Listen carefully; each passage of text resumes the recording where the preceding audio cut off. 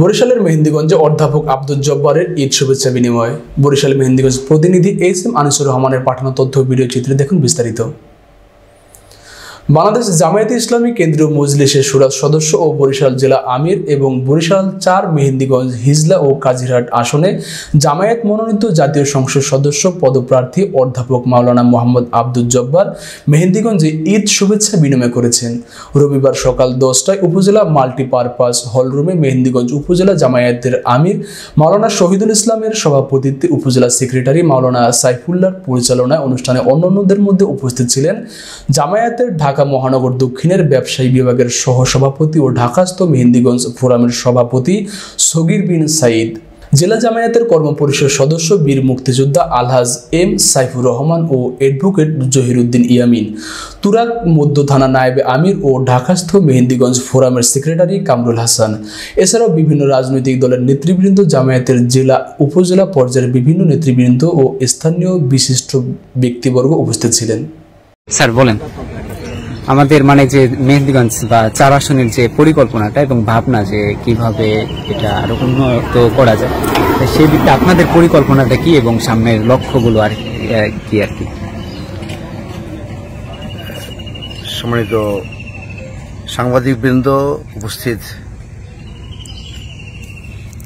সম্মানিত ভাইয়েরা, আসলে মেহেন্দিগঞ্জটা হলো বাংলাদেশের মধ্যে সবচেয়ে অবহেলিত নদীমাতৃক এই এলাকাটা। শুধু ইউনিয়ন নয়, বরং ওয়ার্ডও এরকম আছে যেটা নদীর দিয়ে দ্বিখণ্ডিত ত্রিখণ্ডিত, এবং এই এলাকার মানুষ সব দিক থেকে অবহেলিত।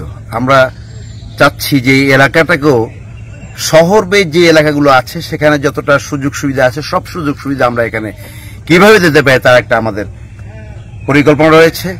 ইনশাআল্লাহ যদি এদেশের জনগণ আমাদেরকে নিয়ে ভাবে তা আমরা তাদেরকে সেই বিষয়টা নিশ্চিত করব।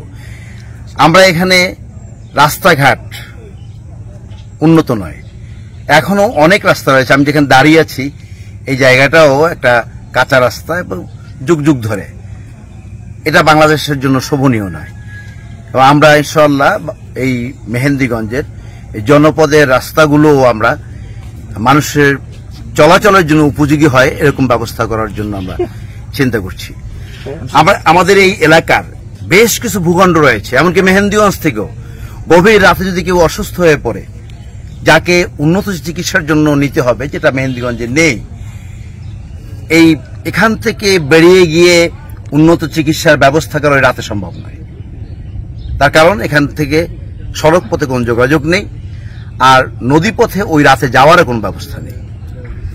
আমরা এই জন্য এই ভূখণ্ডকে, মেহেন্দিগঞ্জকে আমরা রাজধানীর সাথে সরাসরি সম্পৃক্ত কিভাবে করা যায় সেই প্ল্যান আমাদের মাথায় রয়েছে।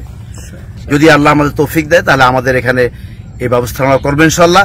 এবং আর্থসামাজিক মানুষের যে অবস্থাটা এখান থেকে উন্নত করে মানুষকে তার স্বাবলম্বী করার জন্য আমরা চিন্তা করব। এখানে মৎস্যজীবী অনেক মানুষ, কিন্তু সেজন্য ভালো তাদের সহযোগিতা নেই এবং এটাকে আরো বাজারজাত করার জন্য ব্যবস্থা নেই। এই সবগুলো ব্যাপারে আমরা আমাদের প্ল্যান রয়েছে, পরিকল্পনা রয়েছে। আমরা আমাদের যদি জনগণ আমাদের চিন্তা করবে, আমরা সাধ্য অনুযায়ী চিন্তা করবো। সবাই ভালো থাকবেন। আরেকটা বিষয়, যে ইতিমধ্যে আমরা তো শুনতে পেলাম আর কি, এলাকায় যারা আছে যে নদীর গর্ভে মেহেন্দিগঞ্জ দক্ষিণ অঞ্চল বিলীন হয়ে যাচ্ছে। বিগত দিনে যত সরকার ছিল তারা তেমন কোনো কার্যকরী পদক্ষেপ নেয়নি। তো সেক্ষেত্রে আপনারা যদি সরকারে আসেন তাহলে আপনারা কি ভূমিকা পালন করবেন? এটা তো প্রাকৃতিক বিষয়,